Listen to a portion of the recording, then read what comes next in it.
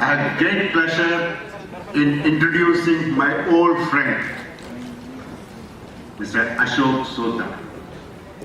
You might be thinking that, we almost look alike.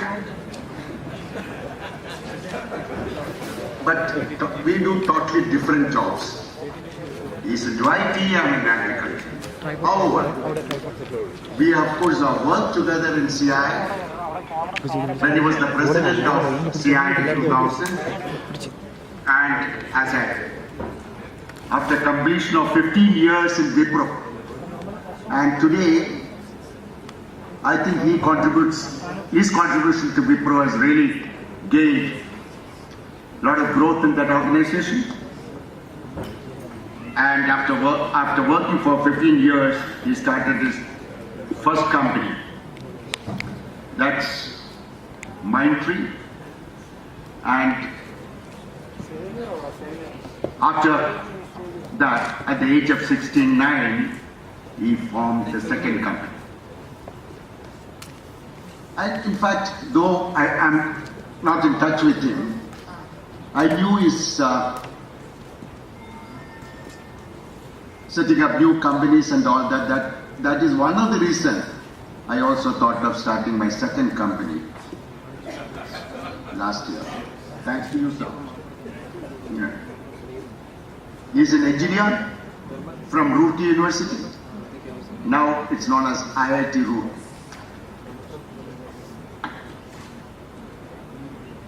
He has held very senior positions, and not only that, he has been helping the industry as well. As president of CI, his contribution towards the industry was worth mentioning. And I don't want to talk more on about him. Let's just listen to him. And I would also like to say that he is a good author. Entrepreneurship Simplified. The books are available here.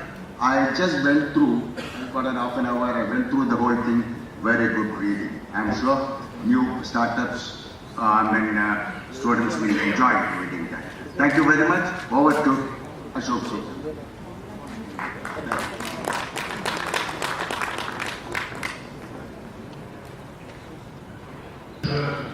Good afternoon, ladies and gentlemen. Firstly, it's a real pleasure for me to be here. Shivdas, thank you so much for the nice introduction. And I must say I'm very impressed with the entrepreneurial energy that I'm seeing here in Kochi and in Kerala. A huge amount of enthusiasm, wonderful facility. I must thank Rajesh, your president here in particular, for being the person who's brought me here, because he heard me speaking at the TiECon in Chennai about a week ago, and then suggested that I could also be here on this occasion. And what I have done is largely to follow the program that was suggested for me in TiECon Chennai. It was another beautifully designed program like yours has been. And I'm going to really follow that pattern which we used in that program. And then before I do begin, let me just start by asking those of you in the audience, there are three options I want to get a feel on the profile of this group. The first of these is, I'll enumerate all three and then maybe get a show of hands.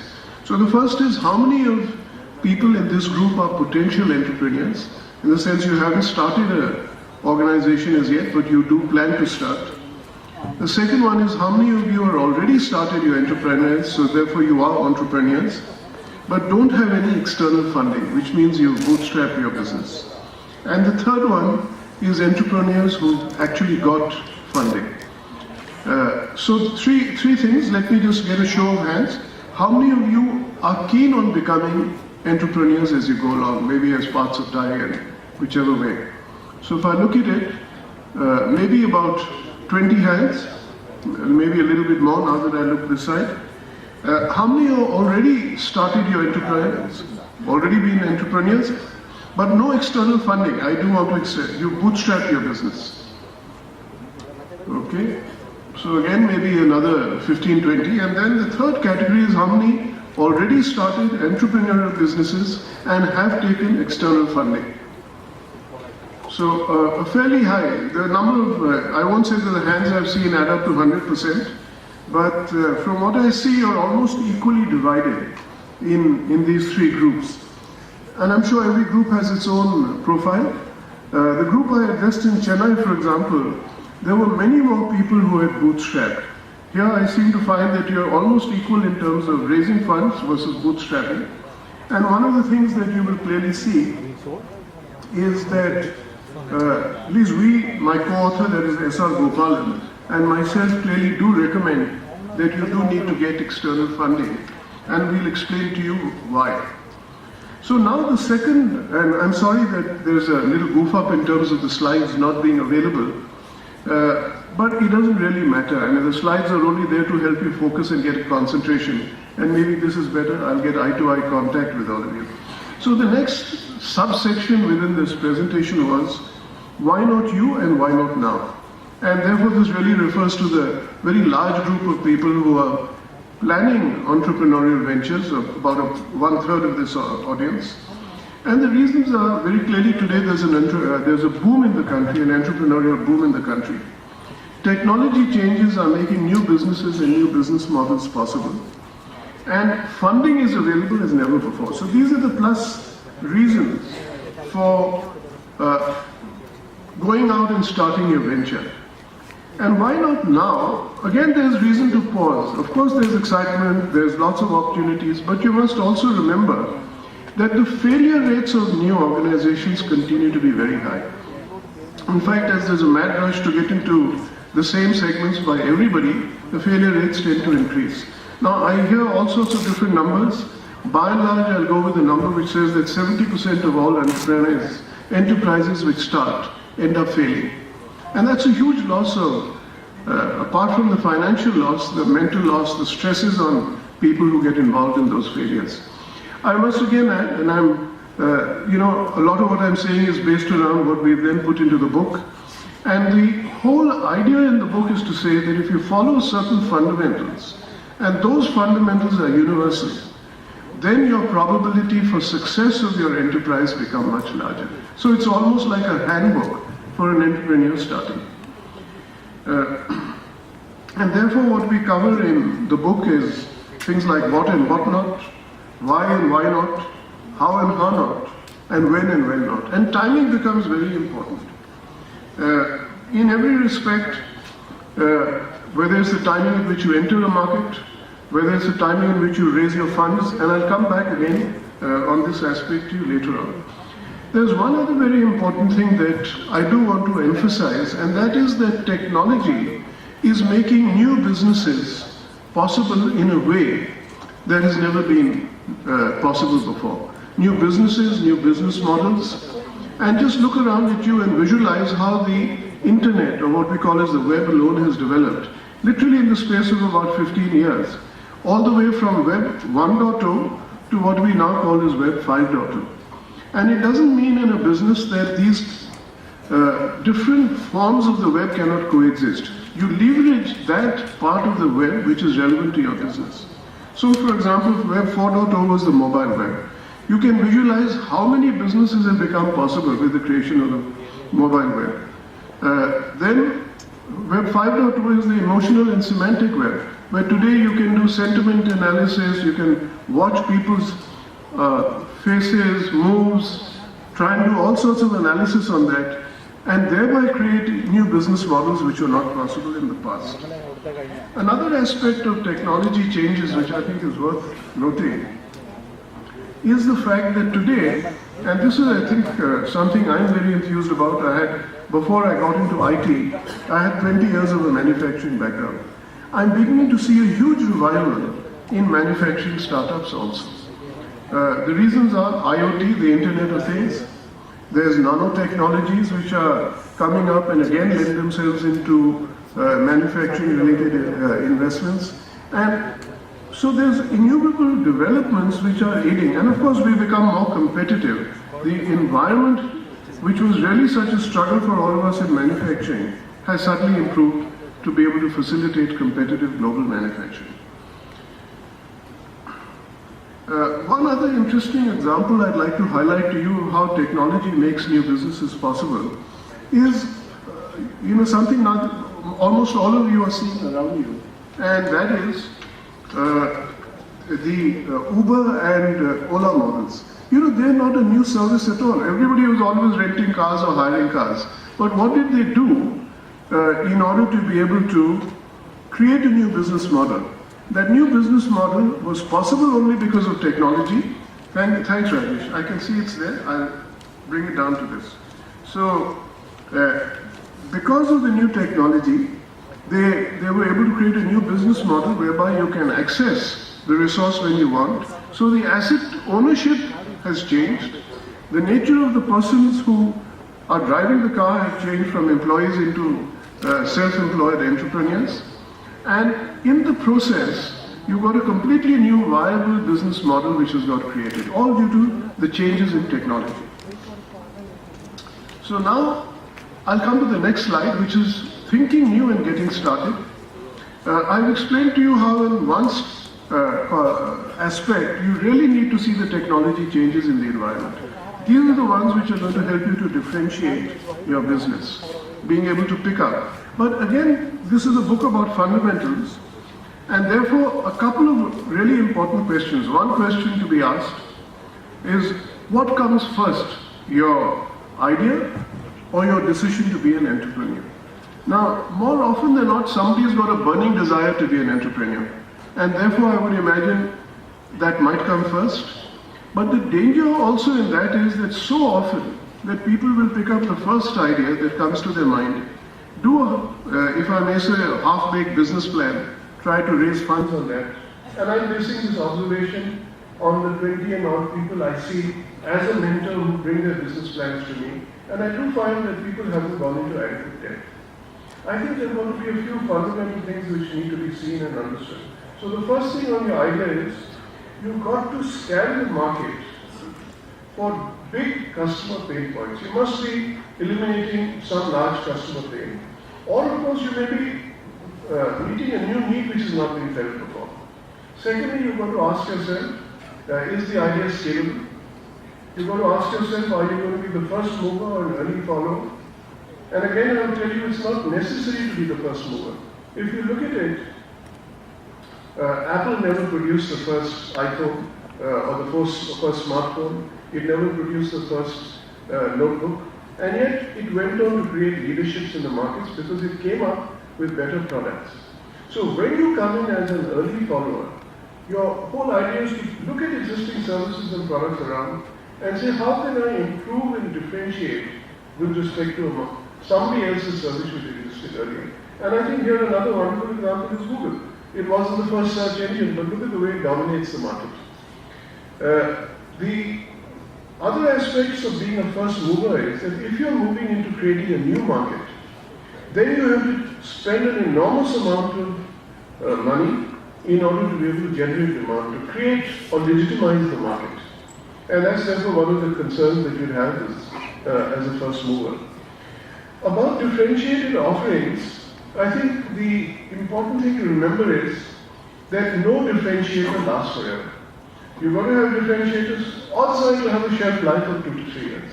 And you've got to have a stream of differentiators in your business. Because if you enter into a new segment, thinking that you're going to disrupt the existing incumbents, somebody else will come in another 2 to 3 years, and the pace of change is accelerating, whereby they would end up disrupting your model. I've talked to something called the kaleidoscope model here. It's really a series of questions which you ask yourself. You're all familiar with what a kaleidoscope is. It's a little instrument. You give it one twist, you have a new model which drops up. Extending that, and again going back to your Uber example, for example, one question you'd ask yourself is, how do I change the asset ownership in this business? So you take an existing service and change the parameters in that service. Can I have a new ownership model? Can I have a new asset structure? Can I have a new model for the way people enter into the business? So there are a series of questions which are kind of listed there. You run through those, and before you know it, you've got a completely new business model. Then the most important part, if you ask me, is once you've got 2 or 3 such ideas, and I do believe you should have 2 or 3, you then proceed with the basis of validation. First, I would say that whatever your idea, you have to live with it for at least a few months and share it with as many knowledgeable people as you can. You sit together, everybody will give you an angle. Somebody will give you good ideas, somebody may even give you strange ideas. But it's a part and process of living, breathing, dreaming your idea for at least 4 to 6 months, debugging it before you proceed to adopt it. Then I think you do need to do a low cost, and I think it has to be low cost. You can't go out and do a large market research. You'll also lose too much time. But you do need some form of low cost market validation of the assumptions you're making. And then finally you have to put your idea through what I call as a defensibility test. How defensible is it in the face of new competition? The next section here is breaking your shackles. One of the most frequent questions that we get asked, and I'm talking here with my co-author, S.R. Gopalan, and myself, and he also mentors a lot of young startup organizations, is this the right time for me to become an entrepreneur? And I say that actually there's no right or wrong time. As Sootha said, I was a late stage entrepreneur. Then I became a late stage serial entrepreneur.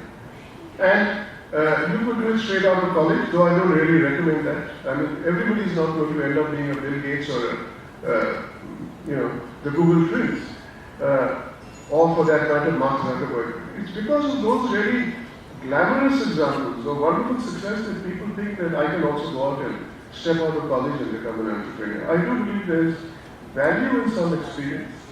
The average age of an Indian entrepreneur today, experience-wise, is about 7 years, and coming down. But there are also advantages in coming in after several years of experience. And if you take my own example and several others that I know, as you do it in a later stage, you build a network, you build a reputation which helps you to attract funds, and you build connections into an ecosystem which will help you to become successful. But it's important with whatever you do that you should go in with eyes open and not a glamorized view of entrepreneurship. To use a phrase which I first heard from Kaval Rekhi, I'm not sure if he's the person who invented it, you've got to be prepared for high highs and low lows. And they will come, because everything won't work out right. And particularly in any setup, you're going to be working with finite resources. And there will be anxiety in your ability to be able to finally make your venture successful. And then a principle which I advocate for almost all decision making of a very long-term important nature, not for all your day-to-day decisions, is to base it on the head, heart and gut. And the head is what gives you the analysis, the pros and cons. I would really write almost anything down on a sheet of paper. And more often than not, the pros and cons will give you a very good idea of which way you need to be going. Your heart tells you, is this something which I'm going to enjoy? Is this something when I get in, I'll be able to bring passion into this area?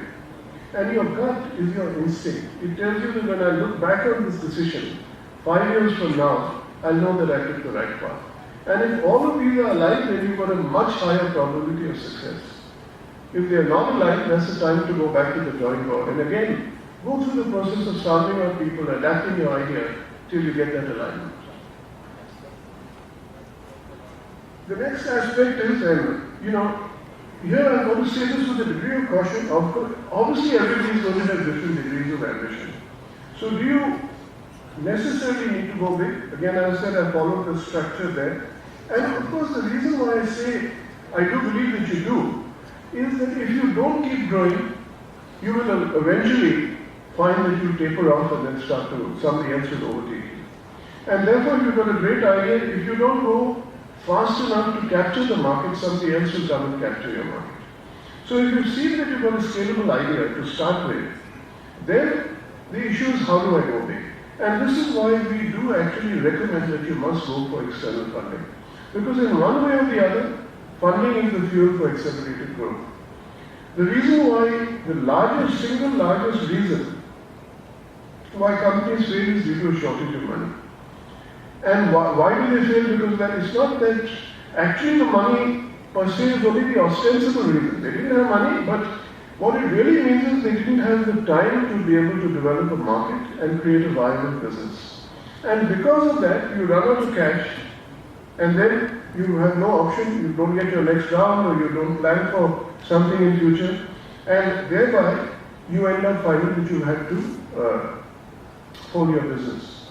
Now, one other thing which is really in our view very much against bootstrapping, and I know that many of you here, 1/3 of you here are approximately bootstrapped. We've seen so many entrepreneurs who've spent the bulk of their life savings into starting a venture which is then not succeeding. I say there are exceptions to this. If you're very confident that you can, within the finite funds that you have, make your venture profitable, and you've got your financials very clearly seen and worked out, then I think you should certainly plan to, you could go ahead and bootstrap and then you own 100% of your company. But on the other hand, if you think there's a need to accelerate and money is needed for that, if you think that it's going to take you time and you need second and a third and a fourth round in order to be able to get to a viable venture, then it's well worth taking the money. But profitability is the criterion for a good business. Now, how do you make a difference? And I've talked about differentiators. I've talked about the need for having a stream of differentiators.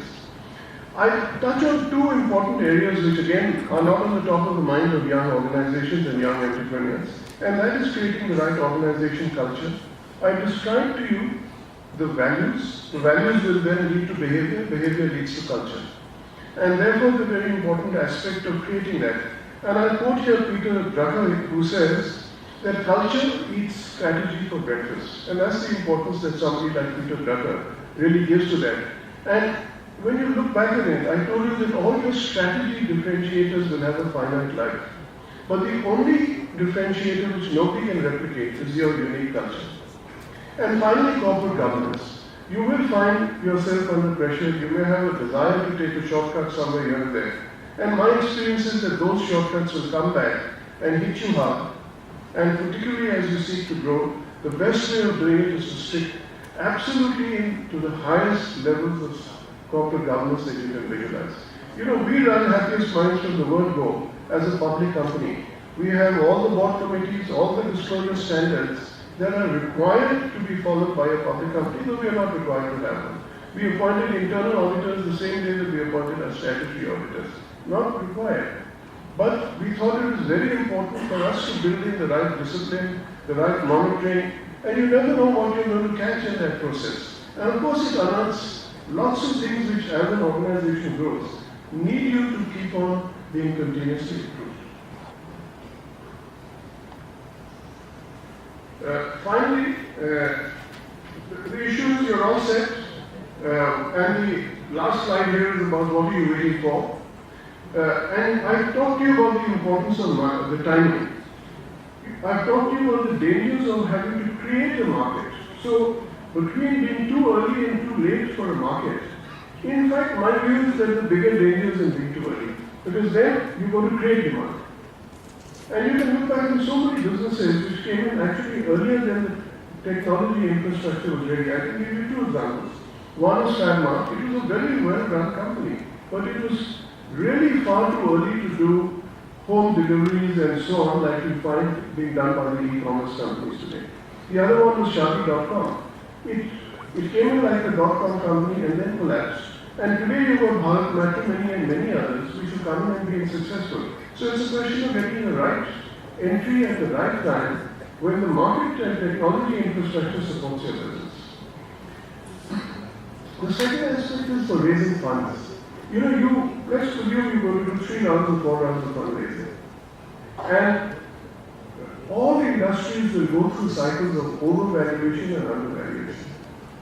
I'm not saying that you have to wait for your entry to get the peak. You can just start planning it. But when you go to the market, whether it's for your IPO or whether you go for a round of funding, you want to catch that peak of overvaluation, if you will, rather than undervaluation, because you dilute less for the same amount of money. The next aspect is planning your strategies and working backwards. I've said again the importance of becoming profitable, deciding on how many rounds you're going to need. You might say, if I get my first round of money, I'm going to be grateful. That's fine. But I do believe it's important for you to realize how much cash you will need till you become cash breakeven, which is different from being just profitable. And that's the total amount of money you're going to need, and then you divide that into rounds of tranches. And finally, I think you even need to plan your exit strategy. Right up front, you need to declare, am I creating a company which I'm going to eventually sell?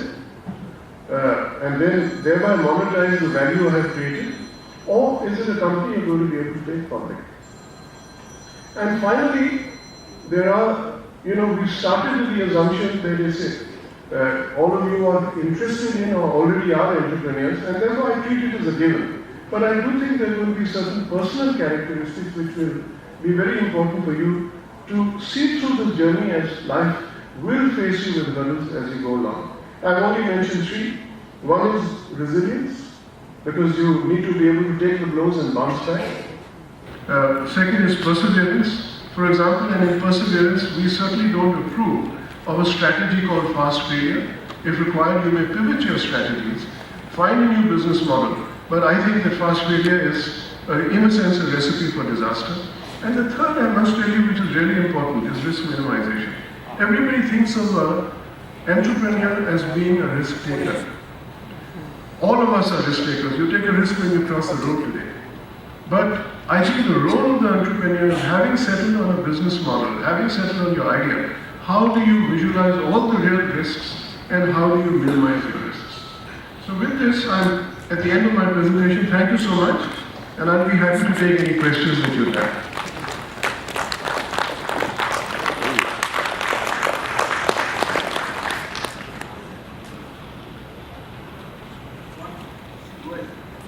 It's working. Thank you, Mr.Ashok. Sootha. One thing, let me start question. For manufacturing, you have been working in Sri Ram for 20 years, and you joined Wipro. And you thought that working for 15 years in Wipro, you thought there was more money. That's the reason you didn't go for a manufacturing startup. Yeah, you can take this. In reality, I actually made my switch from a manufacturing company to another manufacturing company, because Wipro in those days was a computer company. So it really went through two phases. I was fortunate to handle both the waves of growth. One was from 84 when I joined as president, when it was just $2 million or 6 crores in those days. And the commonality between my Shriram days and the Wipro days is that we were in a closed market. We actually designed and developed our own computers. We had our own operating system, we developed our compilers, we developed our boards. Not a very cost-effective thing to do, but in a closed market we could do it. And it was bringing that R&D capability and the manufacturing capability which counted. And of course I could see, the thing is that Wipro at that time was 1/6 the size of Shriram Refrigeration, the company I was managing. But obviously I could see the future for the IT industry. That's nice. But why you didn't start a manufacturing company? Well, the world has moved on, and of course the fact is that today everything is IT driven. It doesn't have to be an IT company. But if you look at every industry around you today, and I think that's another very important distinction in the way where venture money is going now. 10 years back, what the venture capitalists were really funding IT. Today, they're not really funding IT. They're funding healthcare, they're funding fintech, they're funding IoT devices. All of these things are driven by IT today in the new world. But in reality, they're multiple. Every segment of the industry is today driven by IT. And he raised $2 million. I met him a few days ago and he said, I'm doing my next round at $50 million. So that's the scope if you get the right place. The other thing about manufacturing is, so there's a lot in it. I just attended last week an IoT Next, it was called, the Internet of Operations of everything and so on. The startup program in Bangalore. There were 700 registrants with 200 plus entrepreneurs. And they are all doing IoT devices of a tremendous nature. There's a third thing which I found very interesting. I saw a maker booth outside here. Now these are gentlemen who are inventing.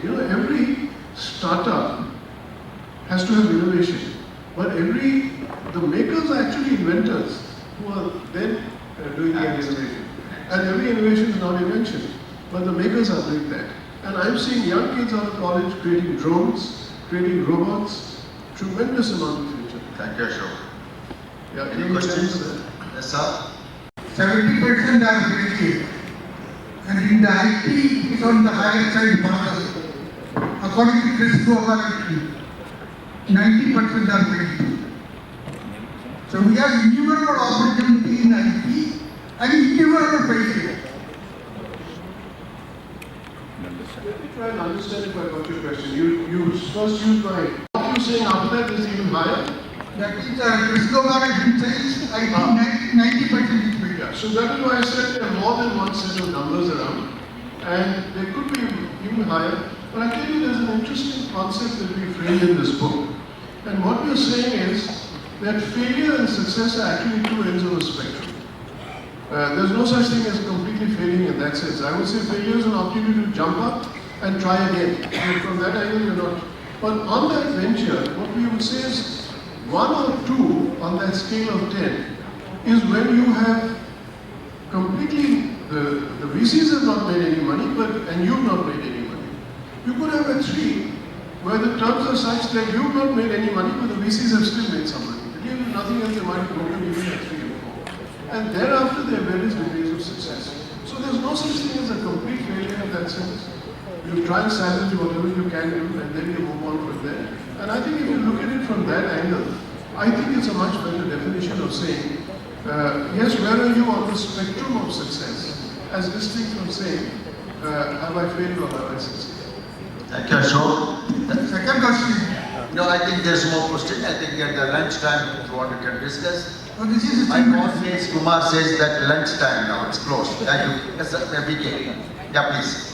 BK, give me a chance. Yes. Mr. Sootha, my question is, you said it is better to have external funding than internal mobilization. What are the key reasons why, I'm sure you have a very good reason why you say that external funding is better, even when there are internal resources perhaps available? I did say there are exceptions to that, in the sense that if you're very confident that you will make your venture profitable, you think you'll be able to grow it, you need a certain amount of money.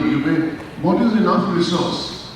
Are you going to grow fast enough that you don't have somebody else coming and grab the market? So these are the couple of reasons which are stated. The other aspect, I truly believe, now I've had relationships with say 6 VCs through the 2 companies that I've started.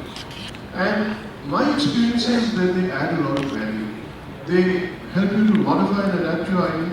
They introduce you to an ecosystem which helps you in larger markets. They have their own programs which take you into maybe different, like take our current VCs. We have Intel Capital. They have got a wonderful program for introducing new technology companies to large consumers. Now, So suppose you start another company. Will you go for manufacturing? For why I'm asking you? Sure. Where I'm looking at possibility from agriculture to IT, if there is more money. Yeah. I'll tell you that I'm very enthused about manufacturing today. I know a young guy in Bangalore. I don't know his name. I see him all the time. He's in the park or the swimming pool. But I keep chatting with him. So about a year or 2 ago, I asked him, hey, now what you're doing, I'm starting a manufacturing venture in defense electronics. And he raised $2 million. I met him a few days ago and he said, I'm doing my next round at $50 million. So that's the scope if you get the right place. The other thing about manufacturing is, so there's a lot in it. I just attended last week an IoT Next, it was called, the Internet of Operations of everything and so on. The startup program in Bangalore, there were 700 registrants with 200 plus entrepreneurs. And they are all doing IoT devices of a tremendous nature. Now the third thing which I found very interesting, I saw a maker booth outside there. Now these are gentlemen who are inventing. Every startup has to have innovation. But the makers are actually inventors who are then doing that innovation. And every innovation is not invention, but the makers are doing that. And I'm seeing young kids out of college creating drones, creating robots, tremendous amount of future. Thank you, Ashok. Yeah, Any questions? Yes, sir.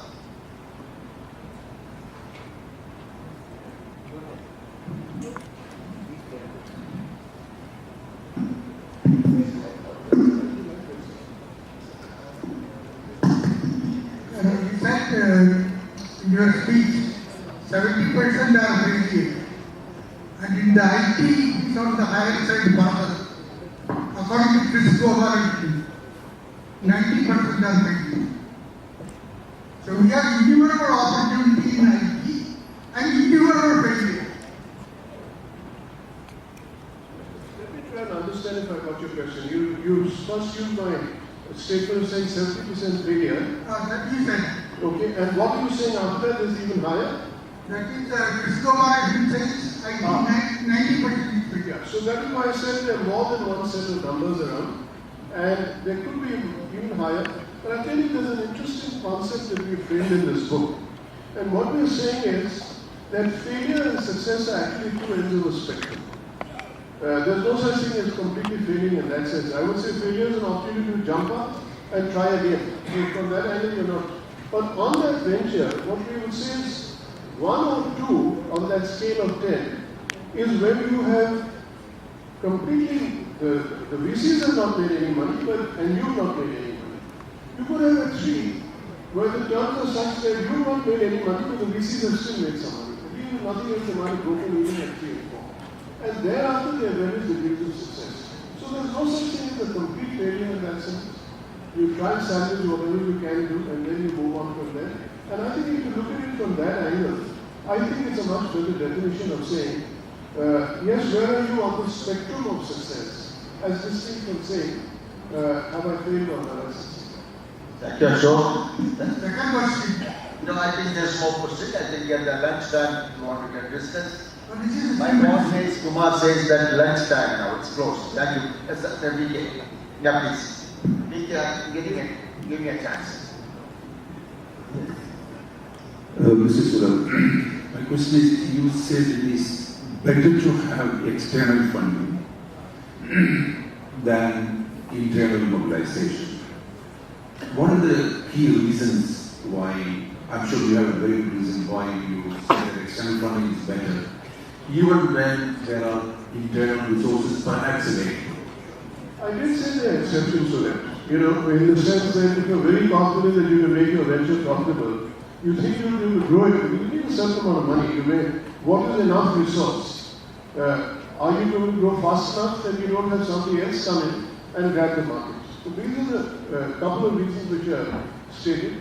The other aspect, I truly believe, now I've had relationships with say 6 VCs through the 2 companies that I've started. And my experience is that they add a lot of value. They help you to modify and adapt your idea. They introduce you to an ecosystem which helps you with larger markets. They have their own programs which take you into maybe different, like take our company VC. We have Intel Capital. They have got a wonderful program for introducing new technology companies to large consumers. Now, we could never create that sort of a platform on our own. They become your own customers for that matter if they're large enough. So there are multiple reasons in terms of both the ecosystem and direct value. Jose, I think you want to last now. Thank you. So, thank you very much. And we are really enjoying it. So before we conclude the session, I will request the moderator, Mr.Ashok, to present a memento. The books are available outside the hall. Yeah, I'm sure it will be interesting reading for all of you. Mr. Ashok, Managing Director of Sterling Group of Companies and former President of TiE, moderator of the session, presents the memento to Mr. Ashok Sootha, Executive Chairman and Co-founder of TiECon Technologies. As informed right now, ladies and gentlemen, we have great pleasure telling you that Entrepreneurship Simplified from Idea to IPO, a book co-authored by Mr. Sootha, is ready for sale. The books are displayed here on the screen as you can see. Those who are buying the book now also have a chance to get the book autographed by the author.